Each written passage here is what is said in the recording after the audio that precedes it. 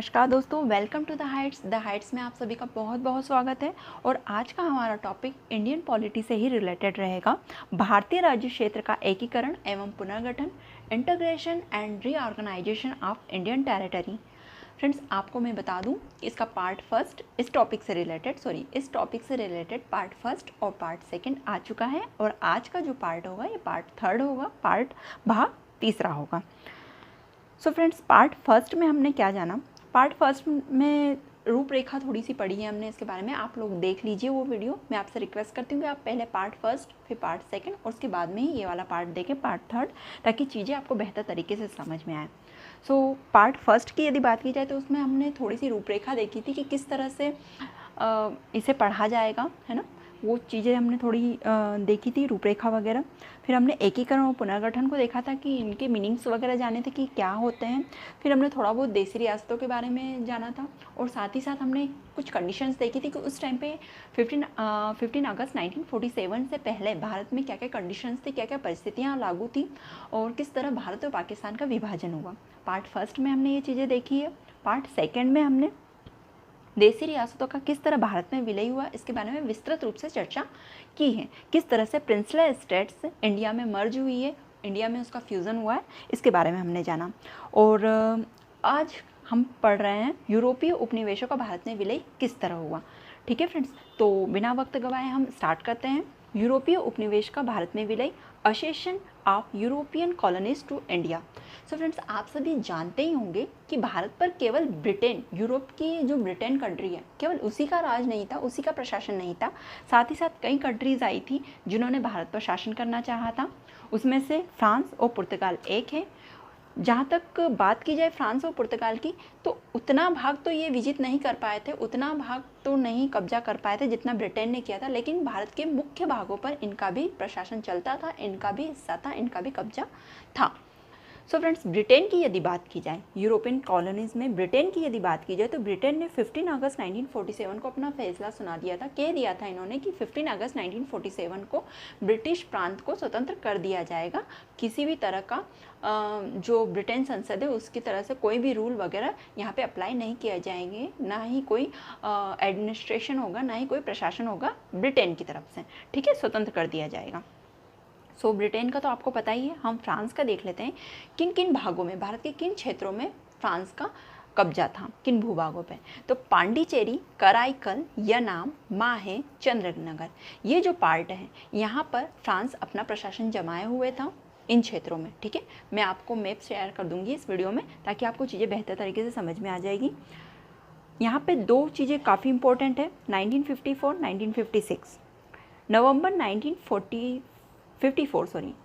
1954 को व्यवहारिक नियंत्रण दे दिया था। व्यवहारिक नियंत्रण मतलब कि एक तरह से इन्होंने कह दिया था 1954 में फ्रांस ने कि हम भारत के इन भागों को स्वतंत्र करते हैं, अब यहाँ पर हमारा प्रशासन नहीं चलेगा, हमारा कब्जा नहीं चलेगा, इन्होंने कह दिया था।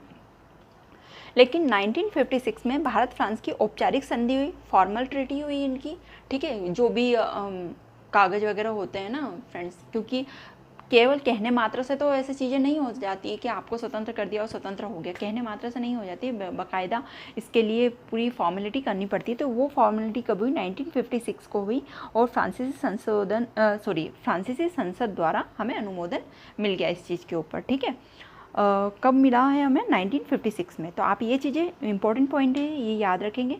पहले तो आप ये याद रखेंगे कि फ्रांस ने भारत के किन भूभागों पर शासन किया था। तो पांडिचेरी के, कराईकल, यनाम, माहे और चंद्रनगर पर कब्जा था। 1956 में इन्होंने भारत को औपचारिक रूप से क्या कर दिया था, औपचारिक ट्रीटी के अंतर्गत स्वतंत्र कर दिया था, और ये हमें बाकायदा फ्रांसीसी संसद से हमें अनुमोदित हुआ था ये भाग। अब पुर्तगाल की बात की जाए तो पुर्तगाल ने कहाँ कहाँ पर शासन किया था, दमन एवं द्वीप में, दादर नागर हवेली में तथा गोवा में। ये तीन जो भूभाग थे भारत के, यहाँ पर पुर्तगाल का कब्जा था। फ्रेंड्स, यहाँ पे क्या हुआ था कि पुर्तगाल हमें काफ़ी समय से, मतलब वो स्वतंत्र कर ही नहीं रहा था इन हिस्सों को, है ना ही उसकी कोई मंशा थी। जबकि हमें ब्रिटेन भी 15 अगस्त 1947 को छोड़ के चला गया था, स्वतंत्र करके चला गया था। फ्रांस भी 1956 में भारत के भूभागों को स्वतंत्र कर दिया था उसने भी, लेकिन पुर्तगाल नहीं कर रहा था। तो यहाँ पे क्या हुआ फ्रेंड्स, कंडीशन यहाँ पे ये हुई कि जनता ने यहाँ पे विद्रोह कर दिया था, क्योंकि वो अपने इन क्षेत्रों पे, चूँकि भारत का मैक्सिमम पार्ट स्वतंत्र हो चुका था, तो यहाँ की जनता ने भी विद्रोह किया। इन्होंने क्या कहा कि हमें पुर्तगाली प्रशासन नहीं चाहिए, हमें इंडिया के साथ मिलना है, हमें इंडिया का प्रशासन चाहिए, क्योंकि इंडिया का प्रशासन कैसा था, लोकतांत्रिक था फ्रेंड्स। सो विद्रोह इन्होंने क्या किया, पुर्तगाल सरकार ने विद्रोह का क्रूर रूप से दमन किया, है ना, बहुत क्रूरता दिखाई, लोगों को मारा पीटा ये सब किया। तो 18 दिसंबर 1961 को क्या होता है कि भारतीय सेना द्वारा यहाँ कार्रवाई की जाती है। सरदार वल्लभ भाई पटेल भारतीय सेना को यहाँ पर भेजते हैं कार्रवाई करने के लिए। कब? 18 दिसंबर 1961 को। और 19 दिसंबर 1961 को, मतलब उसके नेक्स्ट डे, पुर्तगाल द्वारा आत्मसमर्पण कर दिया जाता है। ठीक है, पुर्तगाल ने आत्मसमर्पण कर देता है और इन भूभागों को क्या कर देता है, स्वतंत्र कर देता है। इस तरह फ्रेंड्स, फ्रांस, पुर्तगाल और ब्रिटेन जो यूरोपियन कॉलोनीज थी, उन्होंने भारत को क्या कर दिया था, स्वतंत्र कर दिया था, इंडिपेंडेंट कर दिया था। सो याद रखने वाली बात क्या है फ्रेंड्स, मैंने चार्ट इसलिए बनाया क्योंकि चीज़ें आपको याद रखनी है, इंपॉर्टेंट पॉइंट्स। एक तो ये याद रखनी कि शासित क्षेत्र कौन कौन से थे, दूसरा ये डेट से याद रखनी है ना, कब इंडिपेंडेंट हुआ था। तो 1956 को फ्रांस ने कर दिया था इन पार्ट को, और ये जो भारत के पार्ट्स थे इन्हें कब किया था, 1961 में पुर्तगाल द्वारा किया गया था। सो फ्रेंड्स, ये हमने पार्ट पढ़ लिया यूरोपीय उपनिवेशों का भारत में विलय। अब हम सेकेंड देख लेते हैं इसका, थर्ड वाला देख लेते हैं इसका, अन्य क्षेत्रों का भारत में विलय। अन्य क्षेत्र मतलब कि वे क्षेत्र जिन्हें भारत ने 15 अगस्त 1947 के बाद तुरंत कार्रवाई करके अपना क्षेत्र घोषित कर दिया था। तो वे क्षेत्र कौन कौन से थे? वे क्षेत्र थे लक्षद्वीप, अंडमान एवं निकोबार द्वीप समूह और सिक्किम। ठीक है, तो हम एक एक को बारी बारी पढ़ लेते हैं। लक्षद्वीप की यदि बात की जाए तो स्वतंत्रता के तुरंत बाद भारत का अंग घोषित कर दिया था। सरदार वल्लभ भाई पटेल ने जैसे ही भारत 15 अगस्त 1947 को आज़ाद होता है, उन्होंने एक सूझबूझ दिखाई अपनी, और लक्षद्वीप को क्या किया, स्वतंत्रता के तुरंत बाद भारत का अंग घोषित कर दिया कि लक्षद्वीप भी भारत का ही हिस्सा है। क्योंकि फ्रेंड्स क्या हो रहा था कि 15 अगस्त 1947 के बाद में भारत का एक नया नक्शा तैयार हो रहा था। नया नक्शा जैसे ऐसा नहीं कि फॉर्मेट पे एक नया नक्शा तैयार हो रहा था। पाकिस्तान अलग हो गया था, देसी रियासतों का भविष्य तय नहीं हो पा रहा था 15 अगस्त 1947 से पूर्व। तो भारत पूरा तितर बितर हो चुका था। ठीक है फ्रेंड्स, तो काफ़ी भारत के लिए काफ़ी क्रिटिकल कंडीशन, काफ़ी दुर्भरी सिचुएशन रही होगी उस समय पे। लेकिन सरदार वल्लभ भाई पटेल, जवाहरलाल नेहरू जी जैसे जो नेता थे, है ना, जो काफ़ी इंटेलिजेंट थे, उन लोगों ने एक अपनी सूझबूझ दिखाई और भारत को बिखरने नहीं दिया फ्रेंड्स, है ना। जो भारत के आसपास के क्षेत्र थे, जो जहाँ पे भारत का कब्जा था, भारत ही था। आप जानते होंगे कि अफ़गानिस्तान से लेकर बर्मा तक भारत था। भारत काफ़ी कुछ टूट चुका है, लेकिन नहीं तो इससे पहले यदि भारत की बात की जाए तो अफ़गानिस्तान से लेकर उत्तर में अफ़गानिस्तान से लेकर बर्मा तक, दक्षिण में बर्मा तक फैला हुआ था अपना भारत। ठीक है, सो लक्षद्वीप को स्वतंत्रता के तुरंत बाद भारत का अंग घोषित कर दिया गया। अंडमान एवं निकोबार द्वीप समूह की बात की जाए तो स्वतंत्रता के पूर्व ही जो आज़ाद हिंद फौज थी, उनके द्वारा यहाँ पे शासन स्थापित कर लिया गया था। कहाँ पर? अंडमान निकोबार द्वीप समूह में। और यदि सिक्किम की बात की जाए तो सिक्किम जो था फ्रेंड्स, ये भारत का हिस्सा नहीं था। ठीक है, ये स्वतंत्र था, एक देश बोल सकते हैं, राष्ट्र बोल सकते हैं, क्षेत्र बोल सकते हैं, जो भी ये सिक्किम स्वतंत्र था, भारत का हिस्सा नहीं था। यहाँ पर राजतंत्र लागू था। लेकिन जब भारत स्वतंत्र हुआ तो चीज़ें ये हुई कि फ्रेंड्स, यहाँ की जो जनता थी वो भारत में विलय होना चाहती थी, है ना। उनकी इच्छा क्या थी कि हम भारत के साथ में जाएं, क्योंकि यहाँ पे राजतंत्र था और भारत में लोकतंत्र लागू हो गया था। संविधान जब लागू हुआ था, लोकतंत्र लागू हो गया था। तो यहाँ की जनता ने भारत की तरफ रुझान दिखाया। राजतंत्र का समाप्तिकरण हुआ फलस्वरूप, है ना। यहाँ के जो प्रशासक थे यहाँ के, उन्होंने जनता का सम्मान किया, जनता की बात को माना और राजतंत्र को यहाँ समाप्त किया और लोकतंत्र की शुरुआत हुई। उसके बाद में क्या हुआ, जब लोकतंत्र की शुरुआत हुई तो जनमत संग्रह किया गया। जनमत में क्या फैसला आया जनमत का फैसला ये आया कि हम भारत देश में विलय हो जाएंगे। इस तरह सिक्किम का भारत में विलय हो जाता है जनमत संग्रह के आधार पर। कब होता है? 16 मई 1975 में, है ना। 16 मई 1975 में सिक्किम का भारत में विलय हो जाता है। और भारतीय संसद में ये कौन सा संविधान संशोधन होता है? 36वां संविधान संशोधन होता है। ठीक है, कॉन्स्टिट्यूशन में कौन सा अमेंडमेंट होता है? ये 36वां अमेंडमेंट होता है। इस तरह भारत की यूरोपियन कॉलोनीज़ जो भारत पे कब्जा की हुई थी उनका भारत में विलय होता है, वे एसोसिएट होती है, और अन्य क्षेत्र जो होते हैं वो जैसे लक्षद्वीप। सो फ्रेंड्स, अब हम देख लेते हैं राज्यों का पुनर्गठन, रीऑर्गेनाइजेशन ऑफ स्टेट्स। इसके अंतर्गत हम इम्पोर्टेंट पॉइंट ये है कि इसमें जो 3 आयोग हैं ये पूछे जाते हैं, जैसे एसके धर आयोग, जेवीपी समिति, राज्य पुनर्गठन आयोग। यहाँ से क्वेश्चन बनते हैं, इनकी स्थापना कब हुई थी, इनके द्वारा दी गई रिपोर्ट्स कब कब दी गई थी, और इनके द्वारा क्या निर्णय लिए गए थे, ये सारी चीज़ें। इससे पहले हम देख लेते हैं कि पुनर्गठन की ज़रूरत क्यों हुई हमारे देश में, क्यों राज्यों के पुनर्गठन की मांग उठने लगी। सो फ्रेंड्स, 15 अगस्त 1947 के बाद में जो भारत का मैप तैयार हुआ था, है ना, जिस तरह का हमारा भारत था उसमें कई परिवर्तन आए। उसके बाद में भी 15 अगस्त 1947 के बाद में भी कई परिवर्तन आए, जिससे हमारे देश की जनता काफ़ी विचलित हो चुकी थी, लोगों में तालमेल नहीं बैठ रहा था, सांस्कृतिक और प्रशासनिक रूप से देश में शासन करना काफ़ी मुश्किल होता जा रहा था। और जैसे जैसे समय बीतता गया वैसे वैसे राज्यों के पुनर्गठन की भी मांग उठने लगी लोगों के द्वारा। अब जब सरकार ने सोचा कि प्रशासनिक रूप से या फिर सांस्कृतिक रूप से देश पे शासन नहीं चल पा रहा है सही ढंग से, तो सरकार ने भी इस बात को माना कि राज्यों का पुनर्गठन होना चाहिए। लेकिन राज्यों का पुनर्गठन अब किस बेस पे हो, उसका आधार क्या होना चाहिए, भाषाई आधार पर राज्यों का पुनर्गठन किया जाए या प्रशासनिक आधार पर राज्यों का पुनर्गठन किया जाए। क्योंकि फ्रेंड्स, ब्रिटिश काल से ही, जब ब्रिटिश का हमारे भारत देश पे जब शासन था, उस समय से ही भाषा के आधार पर राज्यों के पुनर्गठन की मांग उठती आई थी। सो लोगों के दिमाग में ये चीज़ था कि राज्यों, यदि एक भाषी लोग एक क्षेत्र में रहेंगे तो काफ़ी अच्छे तरीके से अपने राज्य को चला सकते हैं और वहाँ पे उनकी बातें सुनी जाएगी, क्योंकि उन्हीं की भाषा में। देखिए फ्रेंड्स, ऐसा होता है कि जब हमारी लैंग्वेज सेम होती है तो हम हमारी बातों को ईजीली किसी को समझा सकते हैं। तो लोगों को भी यही लगा कि अगर राज्य स्टेट्स यदि एक भाषी लोगों का रहेगा तो वहाँ पर प्रशासन करना काफ़ी आसान हो जाएगा। तो लोग, जनता की क्या डिमांड थी कि भाषाई आधार पर राज्यों का पुनर्गठन किया जाए।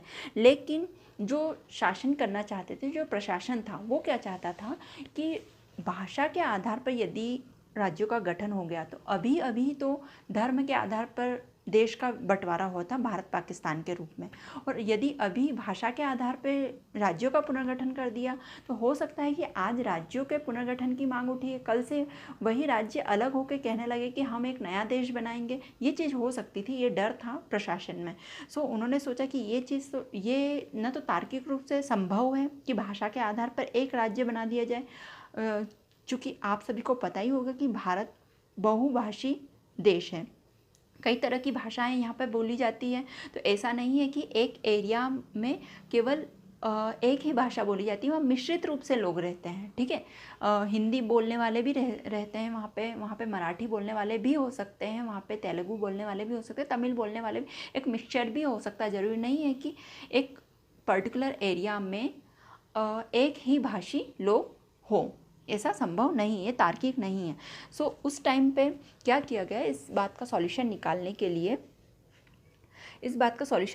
लिए नवंबर 1947 ईस्वी को संविधान सभा के सभापति डॉक्टर राजेंद्र प्रसाद ने राज्यों के पुनर्गठन हेतु एक आयोग बनाया।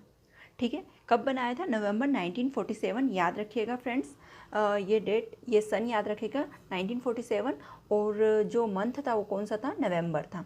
एक आयोग बनाया गया, उस आयोग का नाम रखा गया एसके धर आयोग। ये 4 सदस्यीय आयोग था फ्रेंड्स, और इसके जो प्रमुख थे वे एसके धर थे। एसके धर कौन है? ये इलाहाबाद न्यायालय के एक सेवानिवृत्त न्यायाधीश थे, जिन्हें एसके धर आयोग, राज्यों के पुनर्गठन हेतु जो आयोग बनाया गया था संविधान सभा के द्वारा, उसके अध्यक्ष घोषित किया गया था। सो फ्रेंड्स, इस आयोग, इम्पोर्टेंट है, आयोग का नाम क्या है? एसके धर आयोग। और ये आयोग की स्थापना कब हुई थी? नवंबर 1947 में हुई थी। अच्छा, अब ये आयोग चर्चा करता है, सब मुद्दों को देखता है, राज्यों के पुनर्गठन है तो इन्हें नियुक्त किया गया, तो इन चीज़ों को लेके वो पॉइंट टू पॉइंट एक डिस्कशन करता है, और अपनी रिपोर्ट कब देता है? वो 19 दिसंबर 1948 को यह अपनी रिपोर्ट प्रस्तुत करता है। ठीक है, और इनकी रिपोर्ट में ये क्या निर्णय लेते हैं? ये निर्णय लेते हैं कि भाषा के आधार पर राज्यों का पुनर्गठन नहीं किया जा सकता है, या राज्यों का पुनर्गठन प्रशासनिक सुविधा के आधार पर ही किया जाएगा। ये निर्णय लिया जाता है एसके धर आयोग के द्वारा।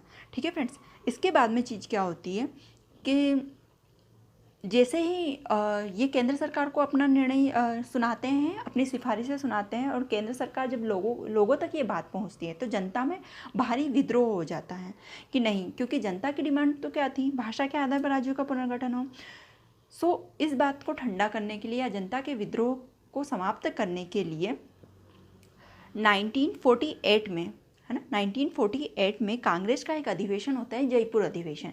जयपुर अधिवेशन में एक समिति बनाई जाती है, जेवीपी समिति का गठन किया जाता है। किस कार्य के लिए किया जाता है? राज्यों के पुनर्गठन और एसके धर आयोग की जो सिफारिशें थी उस पर चिंतन मनन करने हेतु जेवीपी समिति का गठन किया जाता है। कब किया जाता है फ्रेंड्स? 1948 में किया जाता है इसका गठन।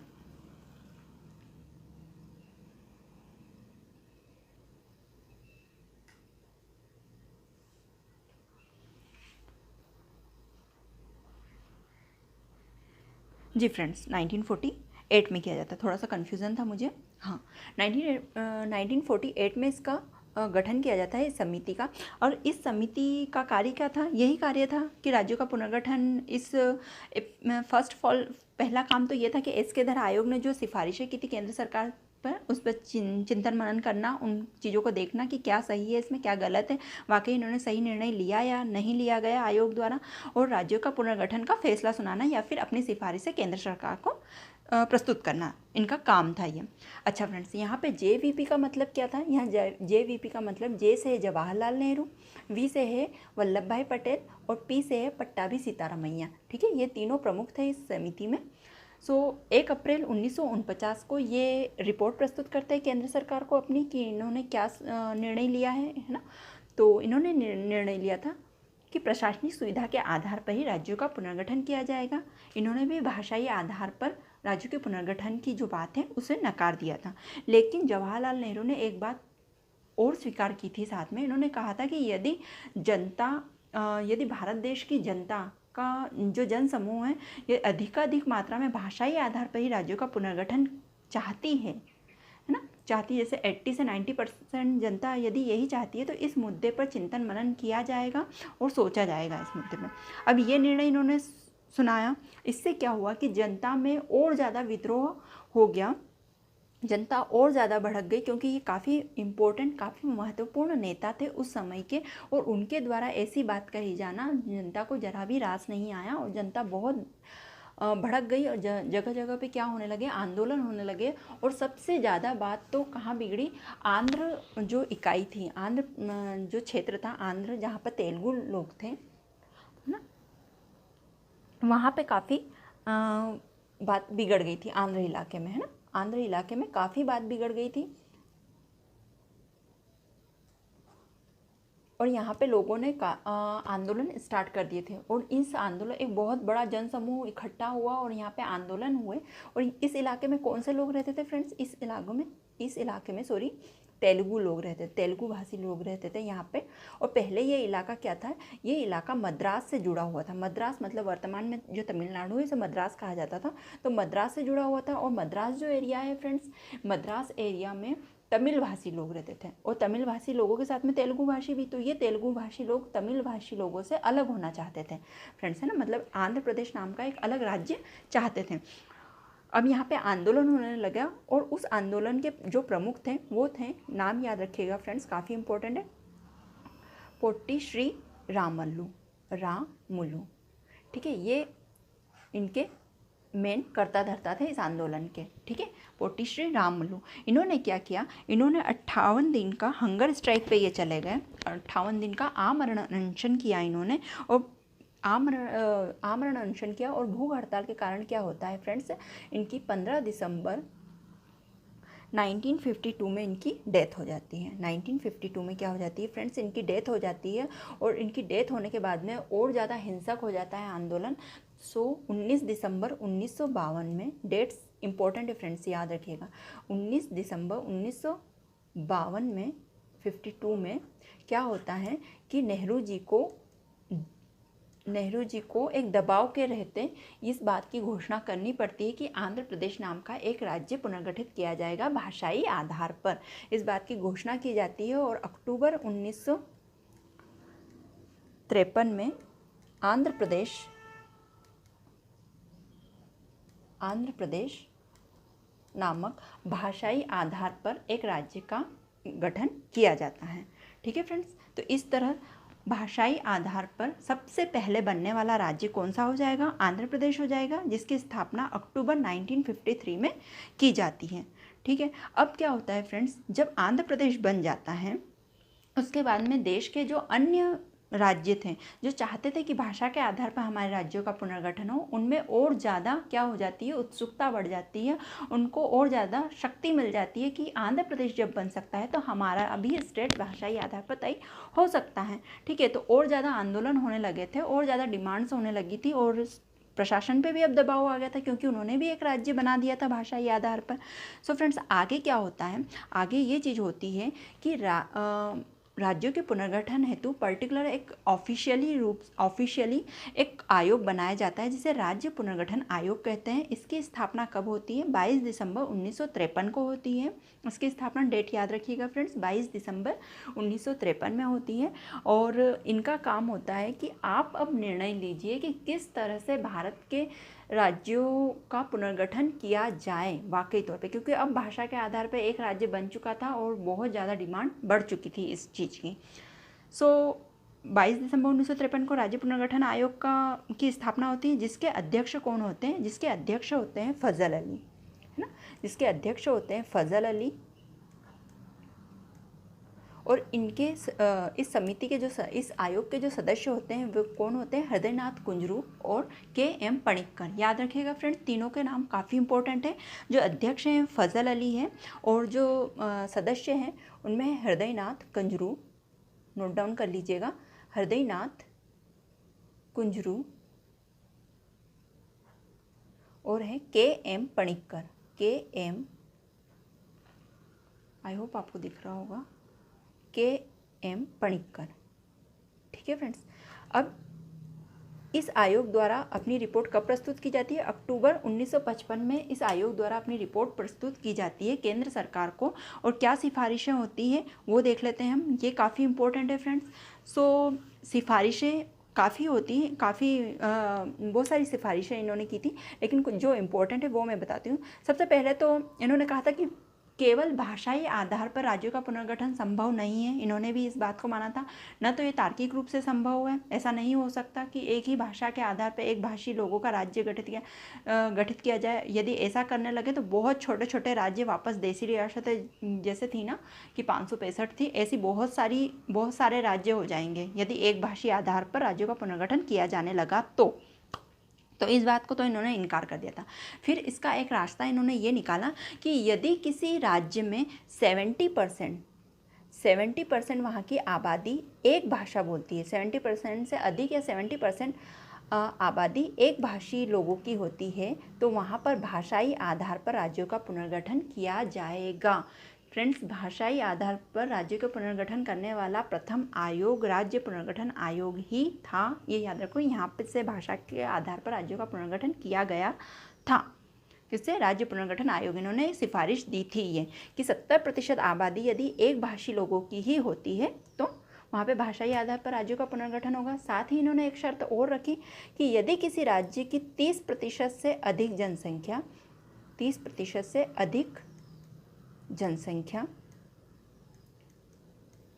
जनसंख्या या आबादी दूसरी भाषा को भी बोलने वाली होती है, दूसरी भाषा है ना, दूसरी भाषा बोलने वाली भी होती है, तो वहाँ पर भाषाई आधार पर राज्यों का पुनर्गठन नहीं किया जाएगा। वहाँ पर प्रशासनिक आधार पर ही राज्य का पुनर्गठन किया जाएगा।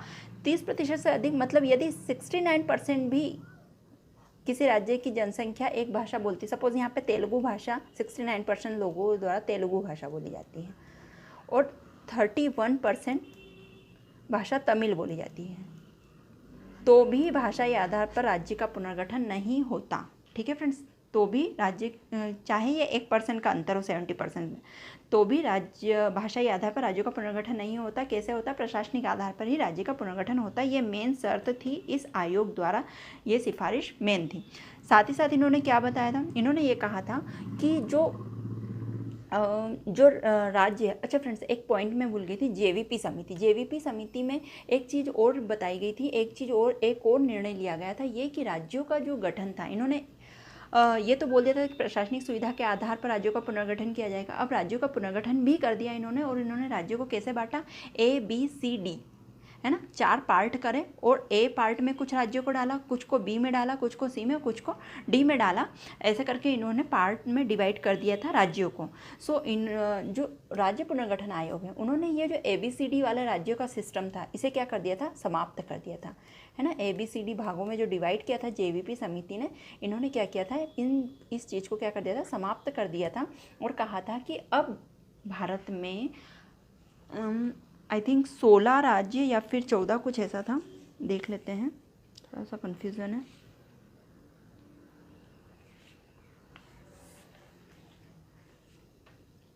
हाँ, इन्होंने कहा था भारतीय संघ में 16 राज्य और 3 यूनियन टेरिटरी होगी।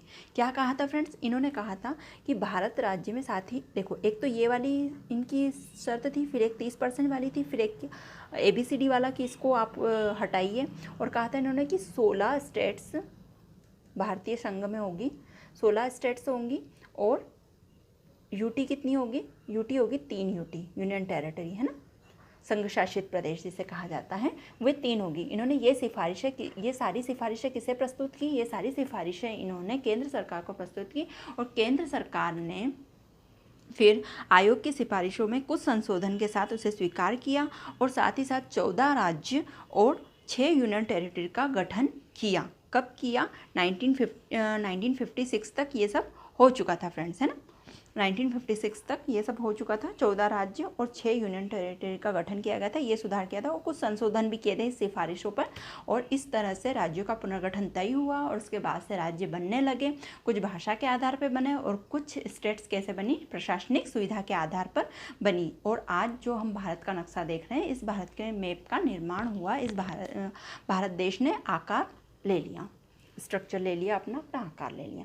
सो फ्रेंड्स, यहाँ पे हमने क्या पढ़ा था, हमारा टॉपिक था भारतीय राज्य क्षेत्र का एकीकरण एवं पुनर्गठन, जो कि समाप्त हो चुका है, हमने पूरा पढ़ लिया है। अब इस टॉपिक में कुछ भी नहीं बचा है। काफ़ी जो भी इंपॉर्टेंट चीज़ें थी मैंने आपको बता दी, सारी जितने भी पॉइंट मैंने बताए एग्ज़ाम के दृष्टिकोण से सारे इंपॉर्टेंट है। आप अच्छे से तीनों पार्ट देख लीजिए, तीनों पार्ट काफ़ी इंपॉर्टेंट है। सो वीडियो को यहीं समाप्त करते हैं फ्रेंड्स। वीडियो देखने के लिए धन्यवाद।